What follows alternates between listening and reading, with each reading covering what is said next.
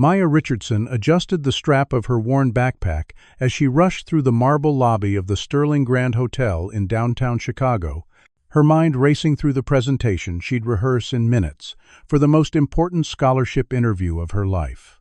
She collided with a tall man in an expensive suit, mumbling a quick apology before continuing toward the elevators. Seconds later, a sharp voice cut through the elegant space. "Stop that girl! She stole my wallet!"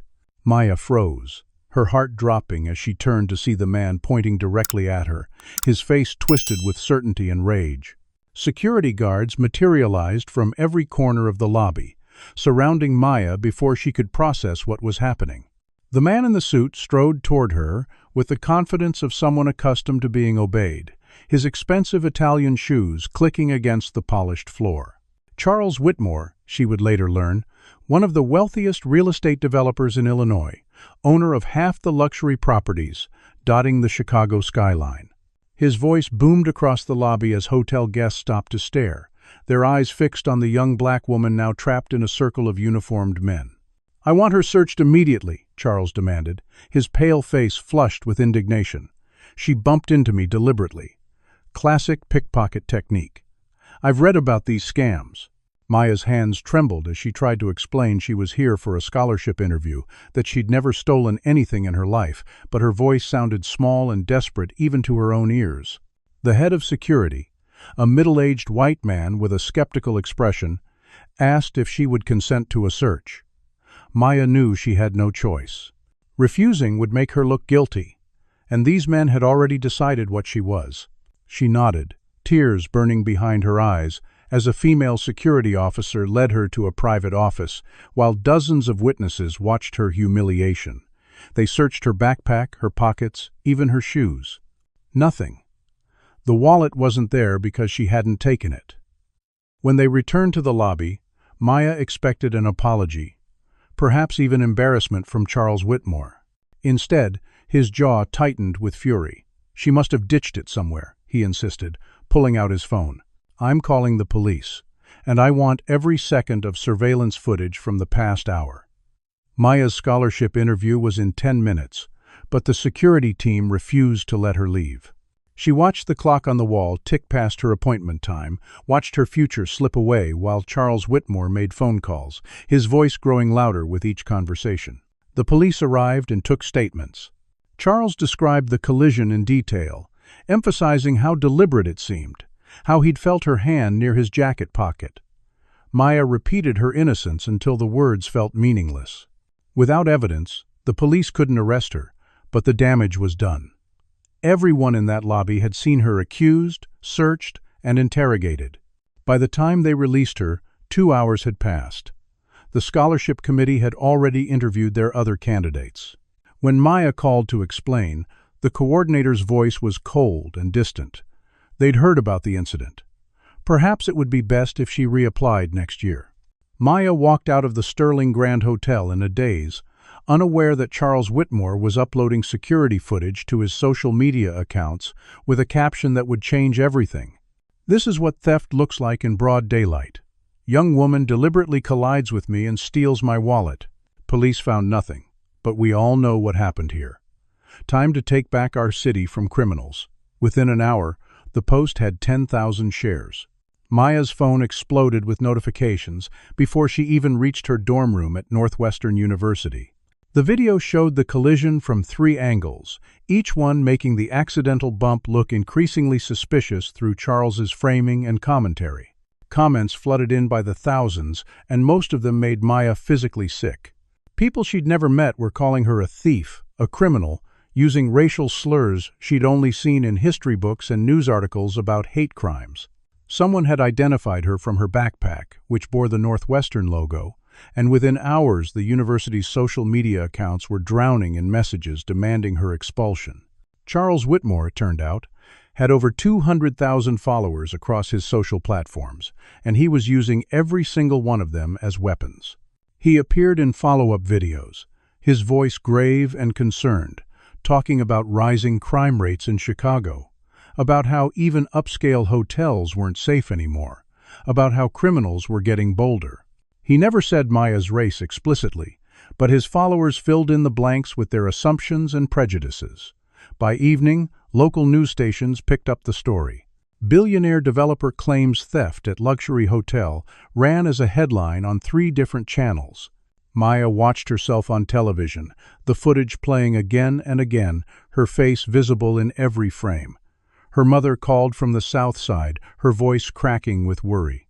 Patients at the hospital where she worked as a nurse had seen the news. Some had made comments. Maya's younger brother reported fights at his high school because of what people were saying online. The next morning, Maya received an email from the campus bookstore where she worked 15 hours a week to help cover expenses her scholarship didn't. Her manager, who'd always been kind, wrote that due to the current situation and concerns from other employees and customers, they were terminating her employment effective immediately. Maya sat on her dorm room floor and cried for the first time since the incident, great heaving sobs that felt like they would tear her apart. She hadn't stolen anything. She hadn't done anything wrong. But none of that mattered, because Charles Whitmore had decided she was guilty, and he had the money and platform to make everyone else believe it too. Her roommate, Jennifer, came home and stood awkwardly in the doorway, not meeting Maya's eyes. They needed to talk, Jennifer said. Her parents had seen the news and were uncomfortable with the situation. Maybe Maya could stay somewhere else for a while, just until things calmed down. Maya packed a bag and went to stay with her mother, riding the red line south through neighborhoods that felt safer than her own university campus had become. On the train, she noticed people staring, then looking away quickly when she met their gaze. Someone had recognized her from the video. When she finally collapsed into her childhood bed that night, exhausted from crying and fear, her phone buzzed with one more notification. A private investigator named Dale Morrison had followed her student profile on 3 different platforms. His bio described him as specializing in fraud cases and criminal investigations. Charles Whitmore wasn't satisfied with destroying her reputation. He was building a case, gathering evidence, preparing to pursue her with every resource his billions could buy.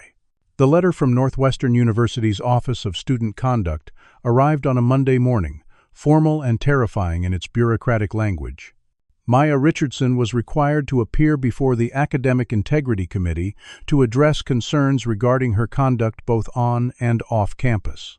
The hearing was scheduled for 2 weeks away, giving her barely any time to prepare a defense against accusations that seemed to grow more elaborate each day. Charles Whitmore had donated $500,000 to Northwestern's new business school building, just 72 hours after the incident, a fact that appeared in the Chicago Tribune's business section with a glowing profile of his philanthropy. The article mentioned nothing about Maya or the theft accusation, but the timing made her stomach turn. She contacted Student Legal Services, a free resource for Northwestern students, and met with a tired-looking attorney named Marcus Webb, who listened to her story with increasing concern. "He's filed a civil lawsuit against you," Marcus said, sliding papers across his desk. $50,000 in damages. Lost wages from time spent dealing with the theft, emotional distress, and the cost of replacing credit cards and identification.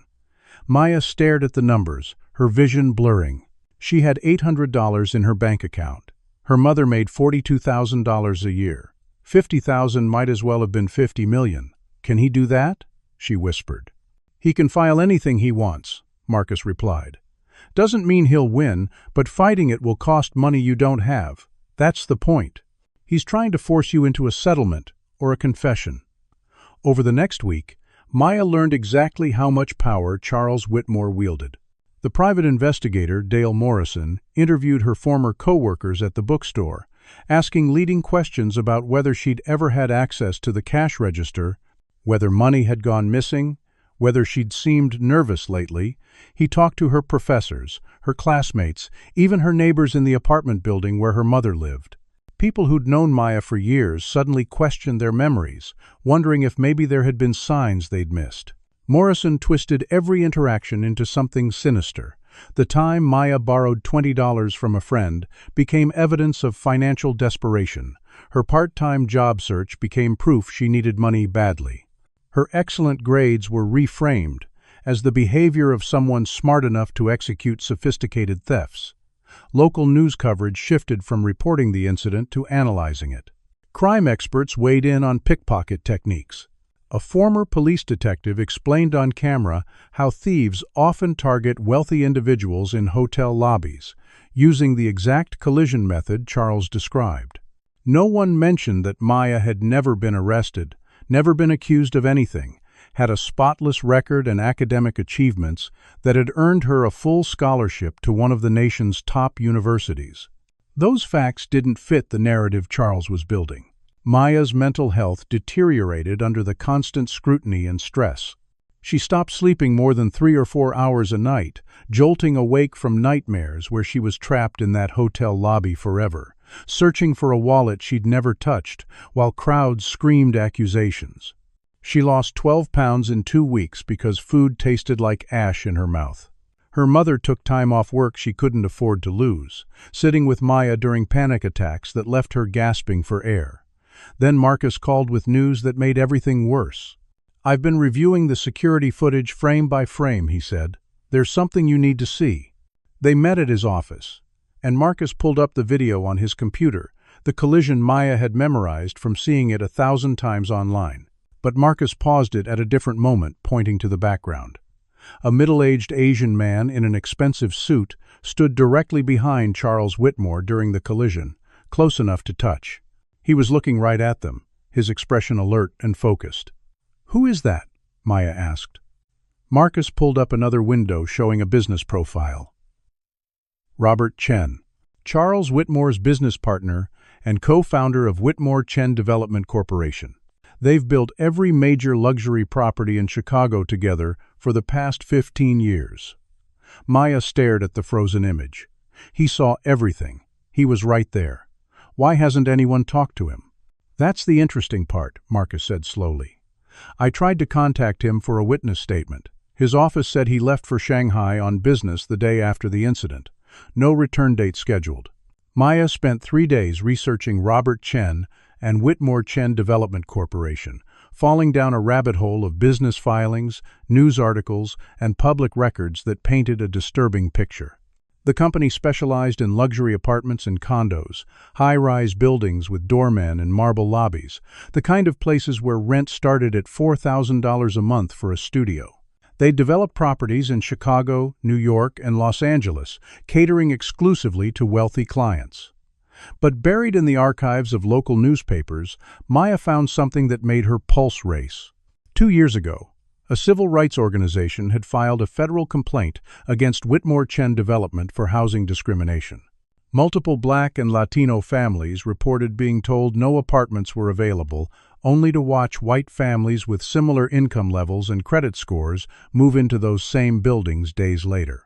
The complaint included testimony from former employees who described explicit instructions from management to screen applicants based on race to find reasons to reject anyone who might change the building's demographics. The case had been serious enough to warrant a federal investigation. Then, 6 months later, everything disappeared. The complaint was withdrawn, the investigation closed, and all parties signed confidentiality agreements. News coverage stopped abruptly. Maya found only one follow-up article, a brief mention that Whitmore Chen had reached an undisclosed settlement with the complainants and agreed to diversity training for their staff. No admission of wrongdoing. No consequences, just money changing hands and silence. Marcus helped her file Freedom of Information requests for any public records related to the case, but the responses came back heavily redacted. Whatever settlement Charles and Robert had paid was substantial enough to buy complete silence. Maya printed everything she found and spread it across her mother's kitchen table, trying to see connections. Why would Robert Chen leave the country so suddenly? Why hadn't Charles mentioned his business partner's presence during the incident?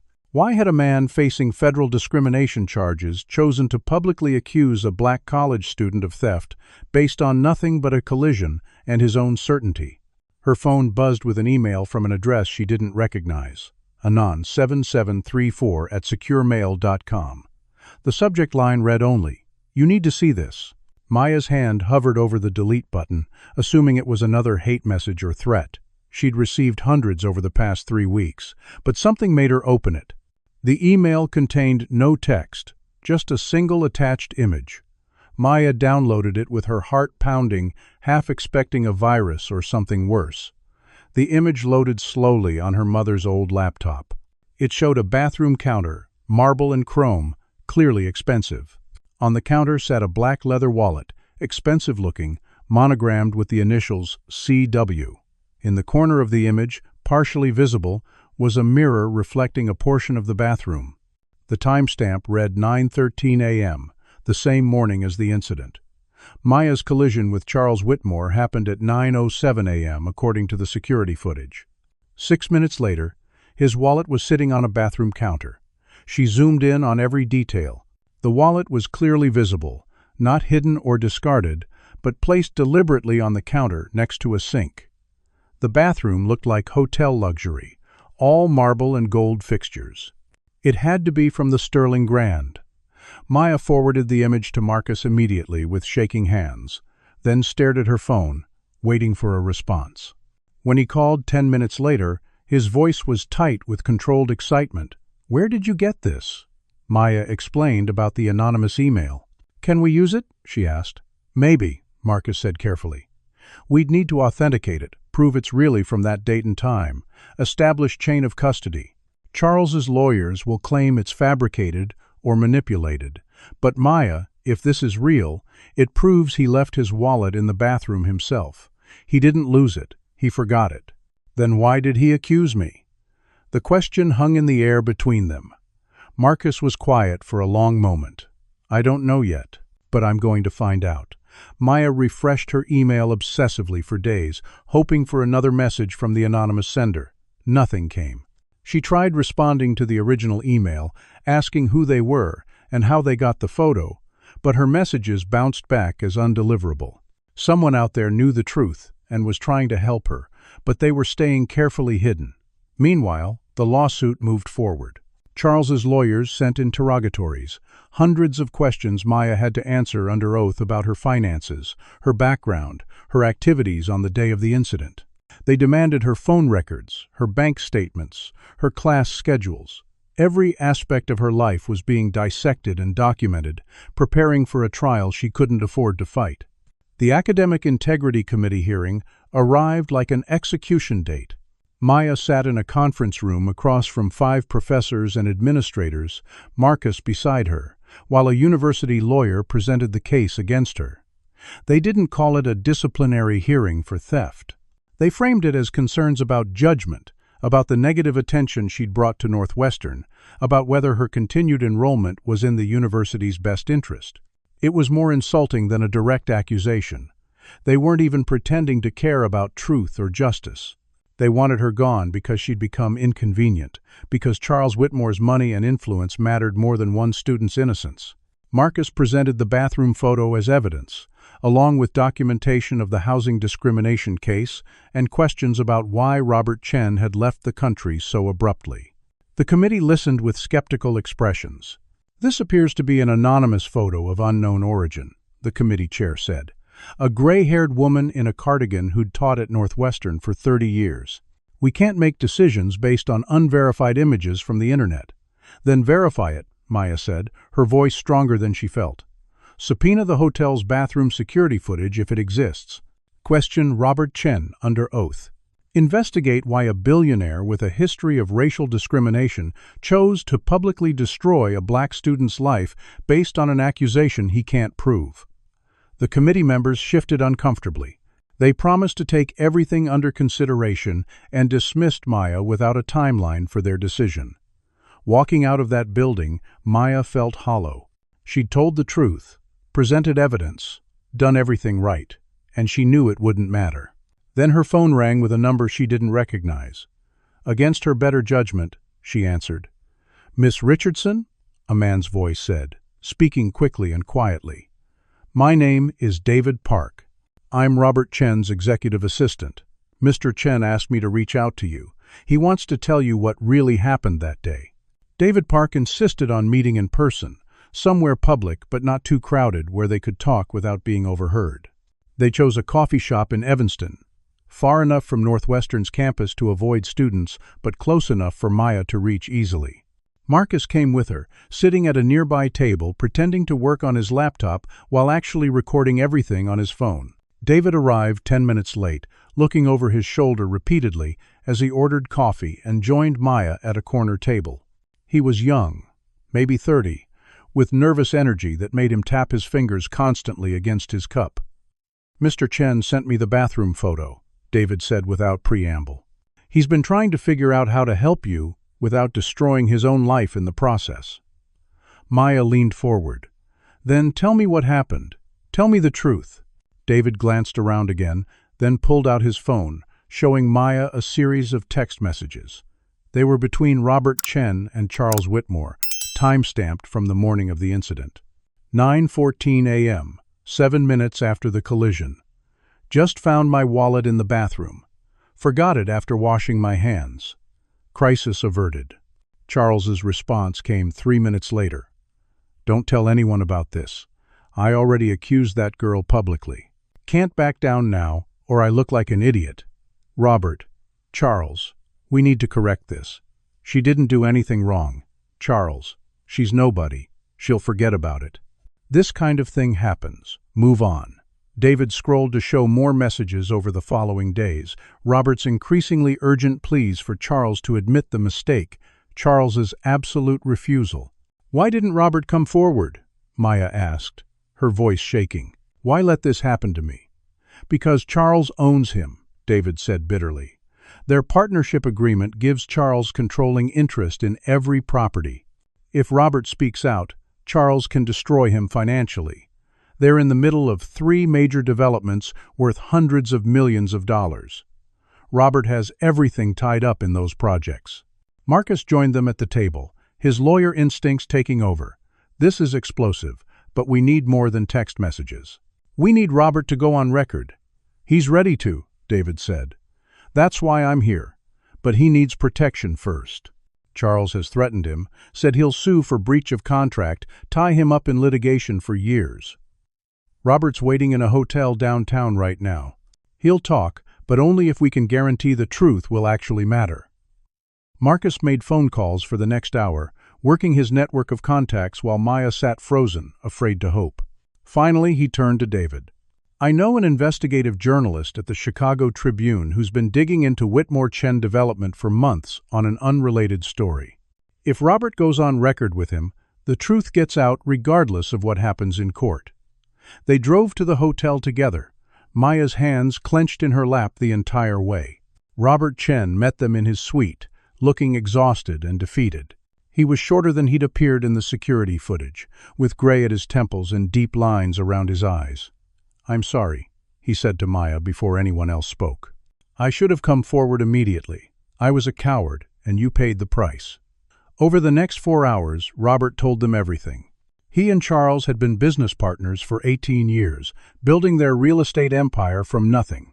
But Charles had always harbored prejudices, beliefs about who deserved to live in their luxury buildings, who represented the right type of tenant. The housing discrimination case 2 years ago had nearly destroyed their company, cost them millions in settlements and legal fees. Robert had wanted to implement real changes, to genuinely reform their practices.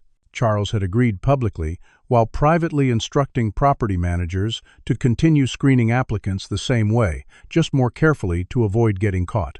On the morning of the incident, Robert had witnessed everything. He'd seen Charles forget his wallet in the bathroom, seen him discover it missing in the lobby, seen Maya Richardson bump into him in her obvious rush. And he'd seen Charles's face change when he realized she was black, when he made the calculation that accusing her would be easy, believable, that no one would question a billionaire's word against a young black woman's denial. "He told me later it was good publicity," Robert said, disgust evident in his voice. That he'd been looking for ways to position himself as tough on crime, that this incident had given him a platform. He started getting invited to speak at business conferences, to write op-eds about urban safety. It became useful to him. Maya felt sick. "I lost my scholarship interview, my job, my reputation. People I've known for years think I'm a criminal. All because it was useful for him?" "Charles has done this before," Robert continued. "Not exactly like this, but close. 3 years ago, A Latino delivery driver was blamed for stealing electronics from one of our construction sites. Charles pushed hard for prosecution even after security footage showed the driver nowhere near the theft. He just needed someone to blame, someone who fit his assumptions. We settled that case too, quietly. The driver got $50,000 and a confidentiality agreement. Marcus was taking notes furiously. "You're saying Charles Whitmore has a pattern of false accusations against people of color?" "Yes," Robert said firmly, "and I have documentation. Emails, text messages, internal memos. I've been keeping copies of everything for years, because I knew eventually I'd need to protect myself from him." David added, "The day Maya's incident happened, Charles was meeting with investors for a new development in Lincoln Park. He needed to project strength, authority, control. When his wallet went missing, he panicked. Then he saw Maya and saw an opportunity to demonstrate he was someone who didn't accept being victimized, who took action. It was all performance." "Why come forward now?" Maya asked. "Why not 3 weeks ago?" Robert met her gaze directly. "Because I just found out Charles is planning to testify at your university hearing. He's going to claim he has additional evidence of your guilt, that he found his wallet days later, but it had been emptied and discarded. He's manufacturing evidence to destroy you completely." I realized he wasn't going to stop, that this wasn't just about covering up one mistake. He wants to win, to prove he was right, regardless of the truth. I can't let him do that. Marcus looked at David. "You said Charles is trying to intimidate Robert. How?" "Lawsuit threats, but also something worse," David said quietly. 2 days after Robert decided to come forward, someone broke into his home. Nothing was stolen, but files in his office were disturbed, his computer accessed. Professional job. Robert filed a police report, but nothing came of it. Then he got a letter from an attorney, saying Charles had evidence Robert had been embezzling from their company and would prosecute unless Robert stayed quiet. "That's witness tampering," Marcus said. "And possibly several other crimes." Robert nodded. "I've already contacted the FBI. The housing discrimination case from 2 years ago is being reopened based on new evidence I've provided. But that investigation will take months. Maya needs help now." Marcus leaned back, thinking, "If you go public with this, if you do an interview with the Tribune journalist and provide documentation, Charles can't suppress the story. It becomes national news. That protects both of you because the attention makes it too risky for him to retaliate. But it also ends my career," Robert said. "I'll lose everything I've built with Charles. Every property, every investment. I'll be starting over at 52 years old." "No," Marcus corrected. "You'll be starting over without a partner who's been committing fraud and discrimination using your name. That's not a loss. That's an escape." Robert looked at Maya for a long moment. "I was at that hotel the morning of your scholarship interview because we were bidding on Northwestern's expansion project. $500 million over 10 years to build a new research facility and student housing. Charles saw you come in wearing a Northwestern shirt. He knew you were a student there. When he decided to accuse you, he knew exactly what he was doing." The room fell silent as the full horror settled over Maya.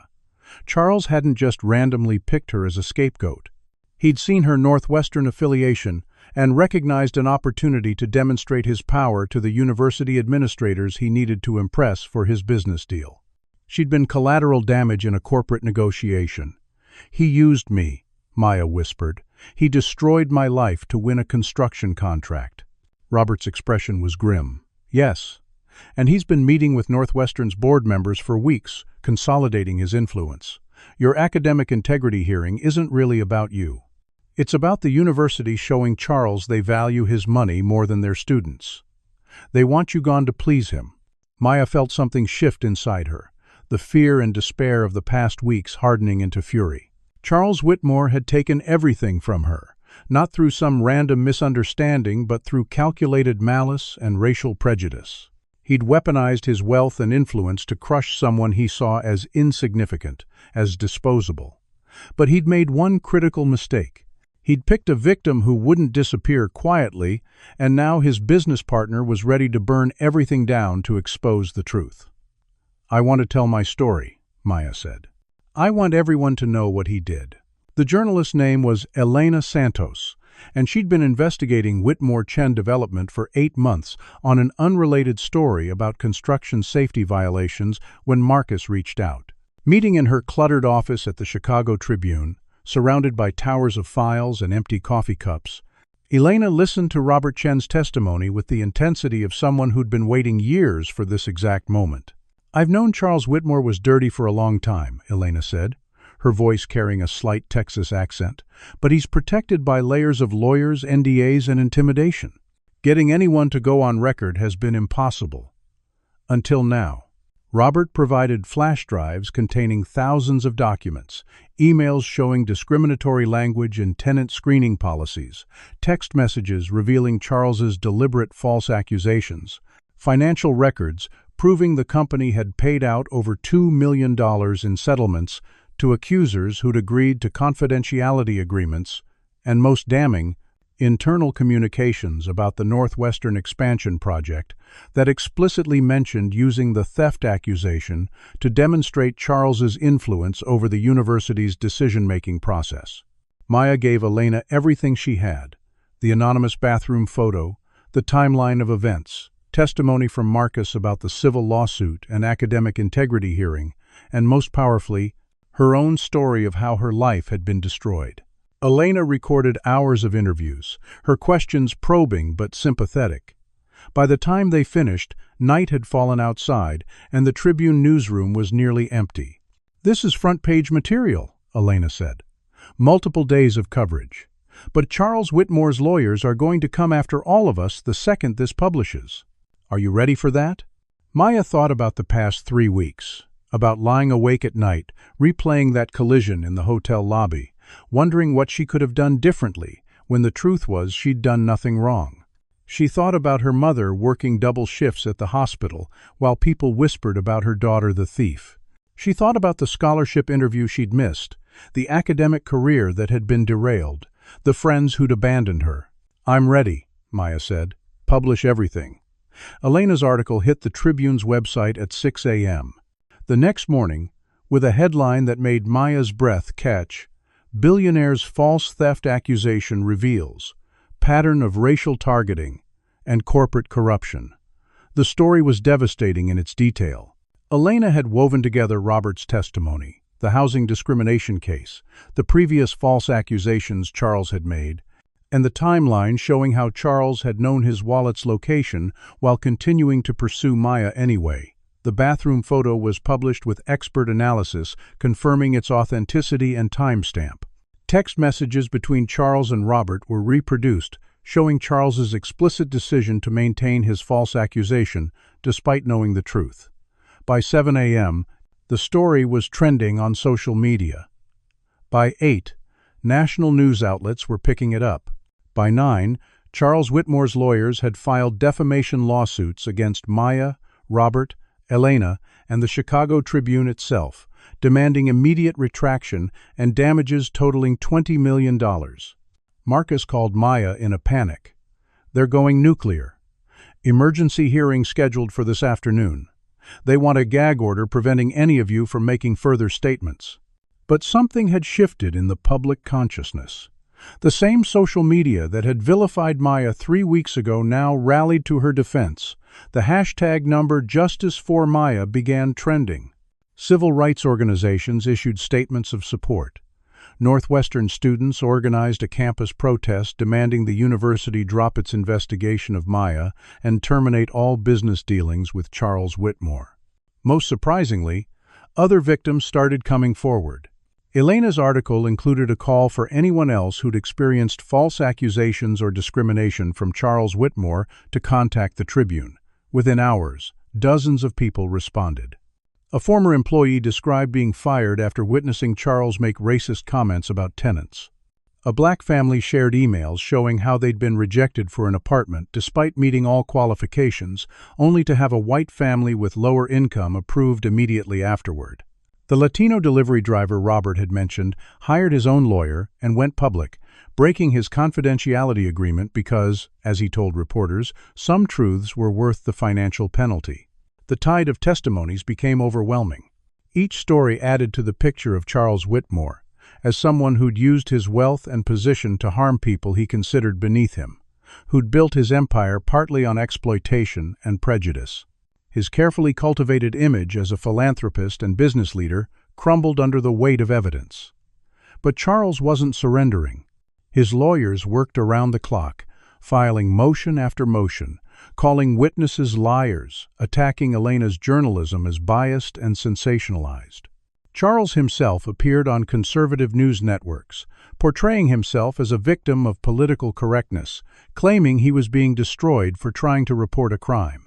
His supporters rallied online, arguing the media was conducting a witch hunt against a successful businessman. The emergency hearing that afternoon was chaos.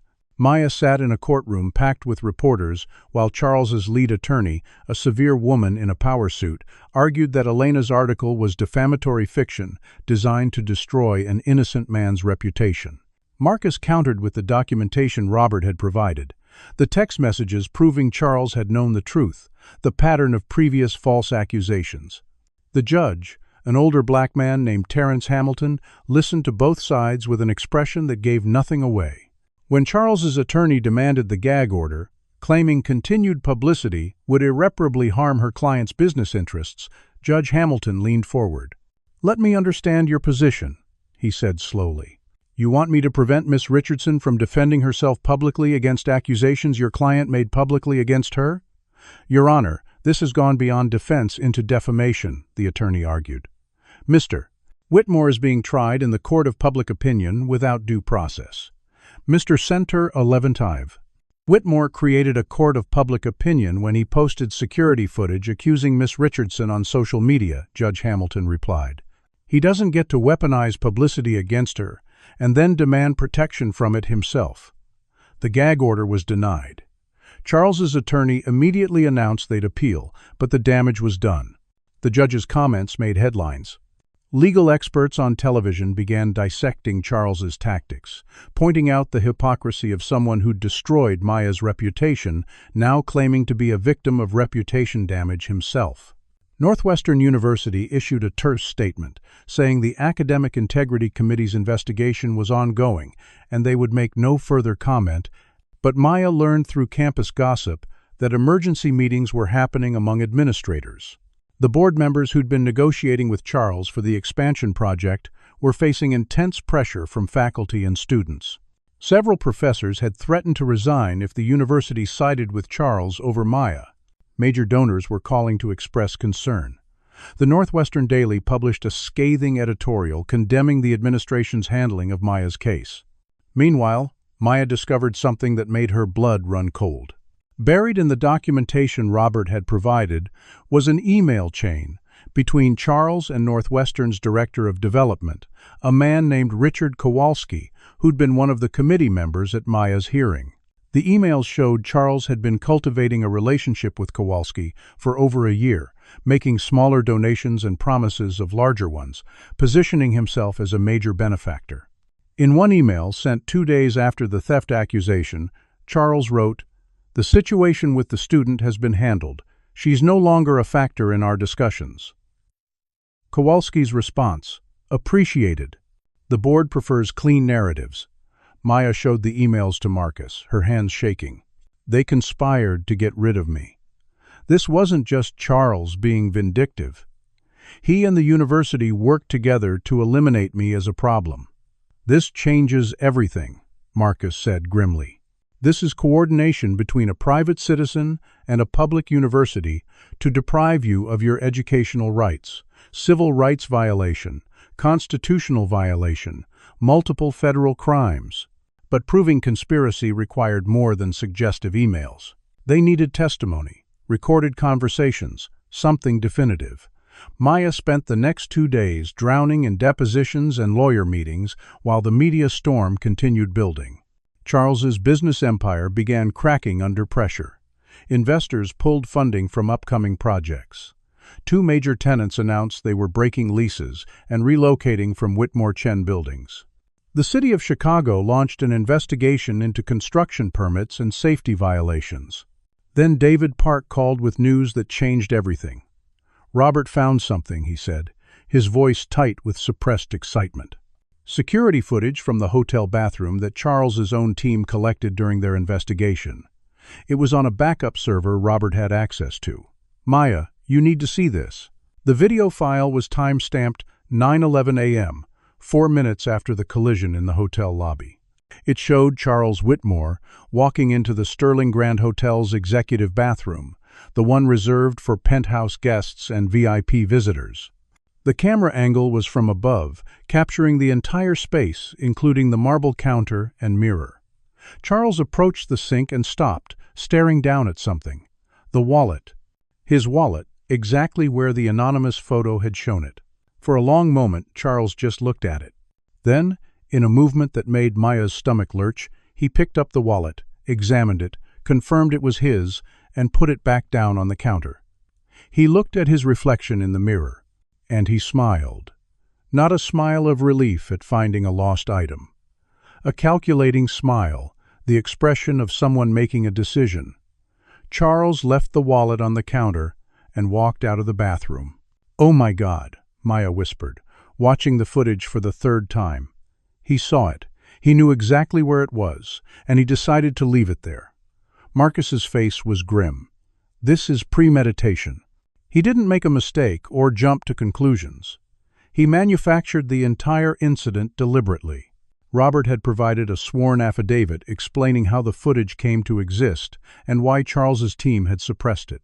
During the initial investigation after the accusation, hotel security had provided Charles's lawyers with all footage from the time period, including bathroom cameras that were typically kept confidential but released under legal pressure. Charles's legal team had reviewed everything, found this video, and made the decision to bury it because it completely destroyed their client's narrative. Keeping it hidden while pursuing legal action against Maya constituted fraud, evidence tampering, and potentially criminal obstruction. David had discovered it on a secure server that Robert maintained separate from the company's main systems, a backup he'd created years ago when he first started suspecting Charles of illegal activities. "Charles doesn't know this footage still exists," Robert explained in a video call with Maya, Marcus, and Elena. "His lawyers ordered the hotel's copies destroyed and thought they'd wiped all our copies. This backup server is something I set up without telling him." Elena's next article, published 48 hours after the first, included still frames from the bathroom footage with a headline that went viral instantly. "Surveillance video shows billionaire saw his wallet before accusing student. The response was explosive." The legal experts who'd been hedging their opinions suddenly declared this clear-cut evidence of malicious prosecution. Charles's remaining defenders went silent as the video spread across every platform. Even conservative commentators who'd supported him began distancing themselves, calling the footage troubling and demanding explanations. The FBI, which had been investigating the reopened housing discrimination case at a leisurely pace, suddenly accelerated their timeline. 2 agents showed up at Robert's hotel with a subpoena for all documents related to Whitmore Chen Development's business practices, the U.S. Attorney's Office for the Northern District of Illinois issued a statement saying they were reviewing potential federal charges. Northwestern University's Board of Trustees held an emergency meeting that lasted 6 hours. The next morning, Maya received a formal letter of apology from the university president, along with notification that the Academic Integrity Committee's investigation had been terminated with a finding of no wrongdoing. Her full scholarship was restored with an additional stipend for emotional distress. Richard Kowalski, the director of development who'd been coordinating with Charles, was placed on administrative leave pending an internal investigation. Most satisfyingly, Northwestern announced they were terminating all contract negotiations with Whitmore Chen Development and would be implementing new ethical guidelines for major donors to prevent this kind of corruption in the future. But Charles Whitmore wasn't finished. Even as his empire crumbled, he fought back with desperate aggression. His lawyers filed new motions, claiming the bathroom footage was inadmissible, that Robert had stolen it illegally, that the entire campaign against Charles was a coordinated conspiracy to destroy a successful businessman. Charles gave interviews claiming he was being persecuted, that the video was taken out of context, that people didn't understand the full situation. He was on Fox News one evening, his face flushed with righteous indignation, when the host asked him directly, "Mr. Whitmore, the footage clearly shows you looking at your wallet and choosing to leave it there. How do you explain that?" Charles stammered, tried to pivot to talking about crime rates in Chicago, but the host pressed him. For the first time, Charles had no good answer. He ended up walking off the set mid-interview, an action that became its own news cycle. The depositions began in earnest for the civil rights lawsuit Maya and Marcus had filed in response to Charles's original case against her. Marcus had brought in a high-powered civil rights firm pro bono, lawyers who specialized in cases of discrimination and false accusation. They were building something much larger than just Maya's individual case, using her as the foundation for a class-action lawsuit on behalf of everyone Charles had targeted over the years. In his deposition, taken in a conference room with 6 lawyers present and every word recorded, Charles Whitmore crumbled under questioning. The lead attorney, a woman named Jasmine Mitchell who'd made her reputation defending victims of police misconduct, walked him through the timeline minute by minute.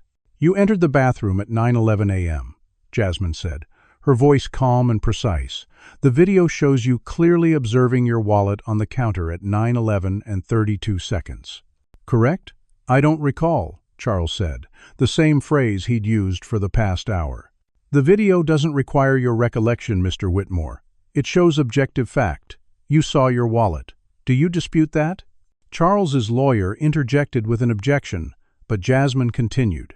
"You left the wallet on the counter and returned to the lobby where, at 9:13 a.m., you accused Miss Richardson of theft. That's a 2-minute gap between seeing your wallet and accusing an innocent person of stealing it. What were you doing during those 2 minutes?" "Trying to figure out what happened," Charles said weakly. "You knew what happened. You'd just seen your wallet in the bathroom. So why accuse Miss Richardson?" "I must have forgotten about the bathroom. Things were confusing. Mr. Whitmore, you smiled at your reflection right after seeing the wallet. The video shows that clearly. What were you smiling about if you were confused and upset about a theft?" No answer. "Let me suggest what happened," Jasmine continued. "You saw your wallet in the bathroom and realized you'd simply forgotten it. But you'd already created a scene in the lobby, already accused a young black woman of theft in front of witnesses. Admitting your mistake would have embarrassed you, made you look foolish in front of people you needed to impress for your business dealings with Northwestern. So you made a calculation. You decided Miss Richardson was expendable, that her reputation and future mattered less than your ego. You deliberately maintained a false accusation you knew was untrue, and then you used your wealth and influence to try to destroy her when she protested her innocence." Charles's face was red, his hands clenched. "That's not what happened. Then what did happen? Explain to me how you can see your wallet at 9:11 and then, 2 minutes later, genuinely believe it was stolen." Silence. The deposition lasted 6 hours. By the end, Charles had contradicted himself multiple times, admitted he'd made errors in judgment, and failed to explain any of the evidence against him. His lawyer looked exhausted and defeated. But Jasmine had saved the most damaging revelation for last. "Mr. Whitmore, I have testimony from 3 of your former property managers stating you gave them explicit instructions to reject rental applications from Black and Latino families regardless of their qualifications. I have emails from you using racial slurs to describe tenants. I have records showing you've been sued 14 times in the past 10 years for various forms of discrimination, all settled quietly with NDAs. Miss Richardson isn't an isolated incident. She's part of a pattern of racist behavior that's defined your entire career. Would you like to respond to that?" Charles's lawyer called for a recess. They didn't return for 45 minutes, and when they did, Charles looked like he'd aged 10 years. "No comment," he said. The deposition ended shortly after. Maya watched the video recording later that night in Marcus's office, feeling a strange mix of satisfaction and sadness. Charles Whitmore had been exposed completely, his prejudices and cruelty on full display. But it didn't erase the 3 weeks of hell he'd put her through, didn't restore the opportunities she'd lost, or repair the relationships that had been damaged. Justice was coming, but it felt hollow compared to what she'd wanted most, for none of it to have happened at all. The federal case against Whitmore Chen Development expanded rapidly as more victims came forward, and investigators uncovered years of discriminatory practices, fraud, and witness intimidation. The U.S. Attorney's Office filed criminal charges against Charles Whitmore, including making false statements to law enforcement, obstruction of justice, witness tampering, and conspiracy to violate civil rights. Robert Chen, having cooperated fully with investigators and provided extensive documentation, received immunity from prosecution in exchange for his testimony. The civil lawsuit Maya filed grew into a class action representing over 40 plaintiffs who'd experienced discrimination or false accusations from Charles over the years. Jasmine Mitchell and her firm worked around the clock, building an airtight case. Charles's legal team tried every tactic to delay or dismiss the proceedings, but the evidence was overwhelming. Security footage, text messages, emails, testimony from former employees, financial records showing settlements and hush money. The pattern was undeniable. Northwestern University conducted its own internal investigation and found that Richard Kowalski had violated multiple university policies in his coordination with Charles. He was terminated. 3 other administrators who'd shown bias in handling Maya's case received formal reprimands. The university established a new office dedicated to student advocacy and discrimination prevention, with Maya consulted on its design and policies. Her input helped shape guidelines that would protect future students from the kind of coordinated attack she'd endured. The media coverage continued for weeks.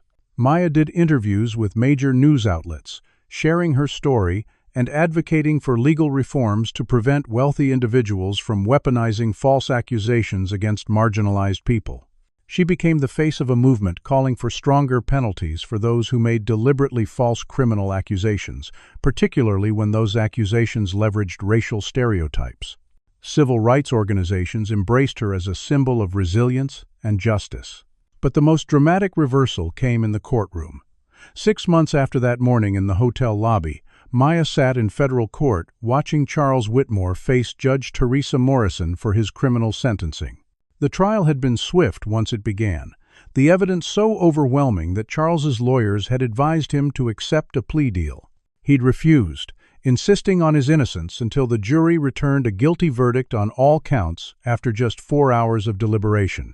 Judge Morrison was known for her firm stance on civil rights violations.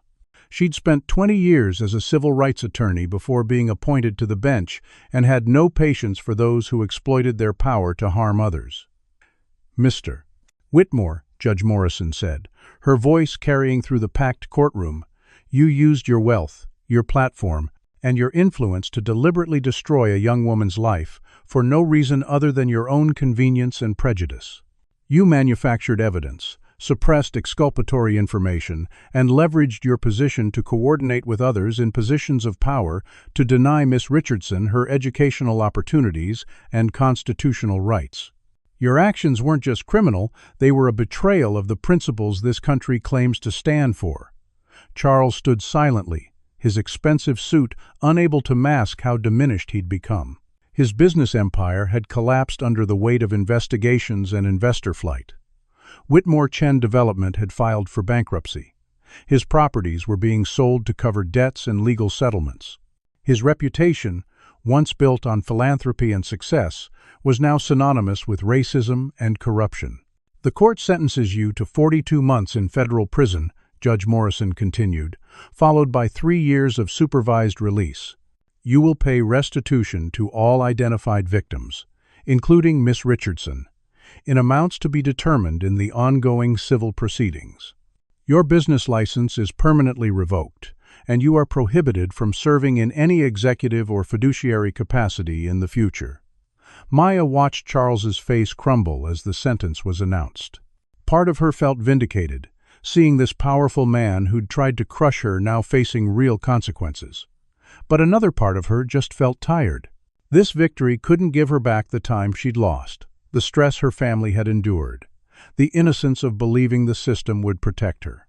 The civil case settled 2 weeks later.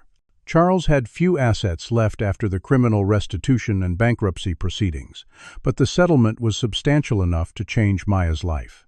More importantly, It came with a full public apology, read by Charles himself, in a videotaped statement that would be published in major newspapers and posted on all his social media accounts. "I falsely accused Maya Richardson of theft, knowing she was innocent," Charles read, his voice flat and defeated. "I deliberately maintained this false accusation to protect my own reputation and business interests. My actions were motivated by racial prejudice and a fundamental disrespect for Miss Richardson's humanity and rights. I exploited my position of power to harm an innocent person, and I accept full responsibility for the damage I caused. I am deeply sorry." Maya watched the video once and then deleted it. She didn't need his apology. She had something more valuable: the complete dismantling of the system he'd used to hurt her. Robert Chen restructured his business independently, implementing genuine diversity and inclusion policies and becoming an advocate for corporate accountability. He testified before Congress about the need for stronger protections against discrimination in housing and provided substantial funding to organizations fighting racial injustice.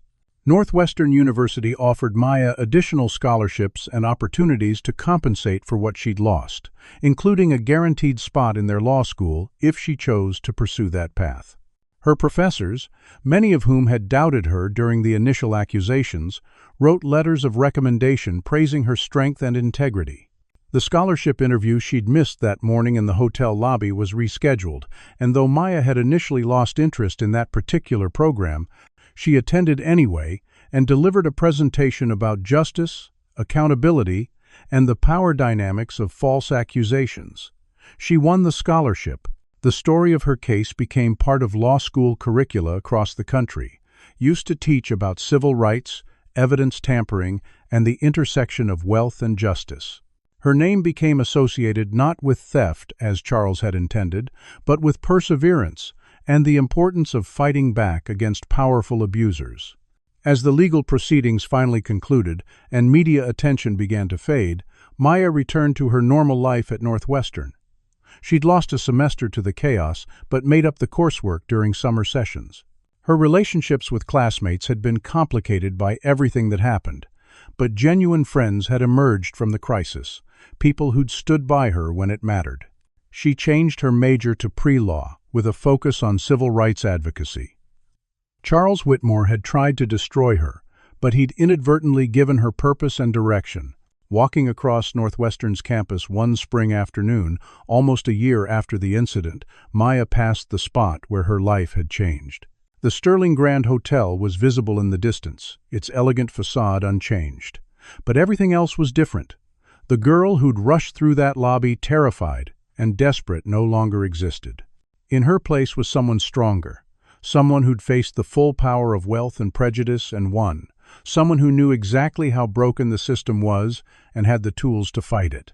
The courtroom was packed for the final hearing, not for criminal proceedings, but for the civil rights case that had emerged from Maya's experience and grown far beyond her individual story. Jasmine Mitchell had built a comprehensive case documenting systemic discrimination not just by Charles Whitmore but by the structures that had enabled him, from complicit university administrators to property management companies that had implemented his discriminatory policies to legal systems that had repeatedly allowed wealthy defendants to buy their way out of accountability. Maya sat at the plaintiff's table, one of 43 people who'd been harmed by Charles's actions over the years. Judge Hamilton, who'd presided over various aspects of the case since that first emergency hearing, had consolidated everything into one massive civil rights lawsuit. Charles Whitmore sat across the aisle, looking smaller than Maya remembered, diminished not just physically but in presence. His expensive lawyers had been replaced by a public defender after his assets had been seized for restitution payments.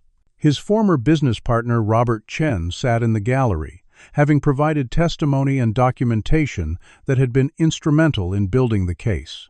The proceeding was largely procedural, formalizing settlements and injunctions that had already been negotiated, but Maya had asked to address the court directly. Judge Hamilton granted her request, and she approached the podium with prepared remarks that had taken her weeks to write.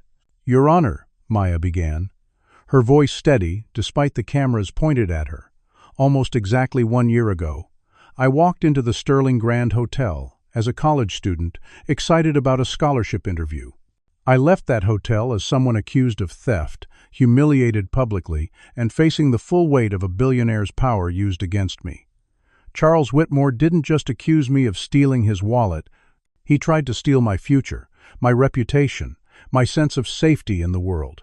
He weaponized his wealth, his platform, and his influence to destroy me because he saw me as expendable, as someone whose life mattered less than his ego and business interests. She paused, looking directly at Charles.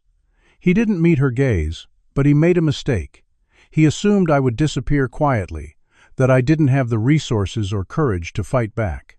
He didn't count on people like Robert Chen finding their conscience. He didn't count on journalists like Elena Santos who care about truth. He didn't count on lawyers like Marcus Webb and Jasmine Mitchell who believe justice should be available to everyone, not just those who can afford it. And he didn't count on a community of people who'd been hurt by him, finally having a chance to speak without fear. Maya's voice grew stronger. This case isn't just about me. It's about every person who's been falsely accused because of their race or background. It's about every family denied housing because of the color of their skin. It's about every person who's been told their word doesn't matter against someone wealthier or more powerful. The system that allowed Charles Whitmore to hurt so many people for so long is broken, but we've proven it can be fixed. We've proven that accountability is possible when people refuse to stay silent. She outlined the impacts of the case. New legislation in Illinois making it a specific crime to file false accusations motivated by racial bias, with enhanced penalties. Northwestern University's reformed donor oversight policies being adopted by universities nationwide. Housing discrimination enforcement strengthened by federal agencies. And most importantly, a shift in public consciousness about how wealth can be weaponized against vulnerable people. Charles Whitmore will serve his prison sentence and pay his restitution, Maya continued. But the real victory isn't his punishment. It's the changes we've forced into existence. It's the legal defense fund we've established for others falsely accused. It's the coalition of former victims who are now advocates for reform. It's every person who sees our story and realizes they don't have to accept injustice just because it comes from someone powerful. She turned back to Judge Hamilton. I'm 20 years old. I should be worrying about finals and part-time jobs and what to do after graduation. Instead, I've spent the past year learning how fragile justice is, how easily it can be denied, and how hard we have to fight to protect it. But I've also learned that fighting matters, that speaking truth matters, that refusing to disappear matters. Charles Whitmore tried to silence me. Instead, he gave me a voice I'll use for the rest of my life to make sure what happened to me becomes harder and harder to do to others. The courtroom was silent as Maya finished and returned to her seat. Judge Hamilton took a moment before speaking. Miss Richardson, your courage and persistence have not only vindicated yourself, but created meaningful change that will benefit countless others. This court finds in favor of the plaintiffs on all counts. He outlined the final settlements and injunctions, the monitoring systems being put in place to ensure compliance, the ongoing oversight that would continue for years. Then he turned to Charles Whitmore. Mr. Whitmore, you are required to make a final statement before this court. Charles stood slowly. For months he'd maintained various defenses, from claiming misunderstanding to blaming others to insisting he'd done nothing wrong. But now, faced with the totality of evidence and consequences, something had broken. He opened his mouth to speak, then closed it, tried again, and produced only silence. The man who'd once commanded boardrooms and dominated media interviews had nothing left to say. Judge Hamilton waited a full minute before speaking. Your silence is noted, Mr. Whitmore. Court is adjourned. Maya walked out of the federal courthouse into afternoon sunshine, reporters shouting questions she didn't answer. Marcus and Jasmine flanked her, running interference. But Maya felt strangely calm. It was over. Not just the legal proceedings, but the entire nightmare that had consumed her life for a year. She'd won. Not just in court, but in every way that mattered. She'd reclaimed her education, her reputation, her future. She'd helped create systemic changes that would protect others. and she'd reduced the powerful man who'd tried to destroy her to silence. Over the following weeks, Maya received messages from across the country, from people who'd faced similar accusations or discrimination, thanking her for fighting back and winning. A publisher reached out about a book deal. Universities invited her to speak. Civil rights organizations offered positions after graduation. The settlement from the lawsuit meant she could attend law school debt-free, could focus on advocacy work instead of worrying about money. She used part of the settlement to establish the Justice Defense Fund, providing legal representation for people falsely accused of crimes who couldn't afford adequate defense. Robert Chen matched her contribution, then doubled it, becoming the fund's largest supporter. Elena Santos won a journalism award for her coverage of the case. Charles Whitmore began serving his prison sentence at a federal facility in Pennsylvania, his wealth gone, his empire destroyed, his reputation ruined. Maya thought about him sometimes, wondered if he understood the magnitude of what he'd done, or if he still saw himself as the victim. She decided it didn't matter. His understanding or lack thereof was his problem now, not hers. On the anniversary of the collision in the hotel lobby, Maya returned to the Sterling Grand, not as someone running late for an interview, but as someone who'd been invited to speak at a conference about civil rights and corporate accountability. She stood in the same lobby where Charles had accused her, where security had surrounded her, where she'd watched her future crumble. Now she stood there as the keynote speaker, as someone whose name was known nationwide, as someone who'd turned the worst moment of her life into meaningful change. The hotel staff treated her with respect bordering on reverence. The manager personally apologized for what had happened a year ago, explaining they'd implemented new training for security personnel and policies against discrimination. The conference room was packed as Maya took the stage, looking out at hundreds of faces, lawyers and activists and students and journalists, all there to hear her story and learn from her fight. She spoke for an hour about justice and accountability, about refusing to be silenced, about the power of persistence in the face of overwhelming odds. When she finished, the standing ovation lasted 5 minutes. Later, as Maya left the hotel and walked into the Chicago evening, her phone buzzed with a message from her mother. "So proud of you, baby. You took the worst thing and made it matter." Maya smiled and replied, then kept walking, heading toward whatever came next, knowing she was strong enough to handle it. Have you ever been falsely accused of something you didn't do, or witnessed injustice that seemed too powerful to fight? How did you respond? And looking back, would you do anything differently? Share your story in the comments below, and let's start a conversation about accountability and standing up against those who abuse their power. If this story moved you or made you think differently about justice and privilege, please hit that like button and subscribe to hear more stories about people who fought back and won. Share this video with someone who needs to hear that speaking truth to power matters, that one person's courage can create ripples of change that protect others. Thank you for watching and for believing that justice is worth fighting for, even when the odds seem impossible. Remember, you have more power than you think, and your voice matters more than you know. Stay strong, stay courageous, and never let anyone convince you to accept injustice quietly.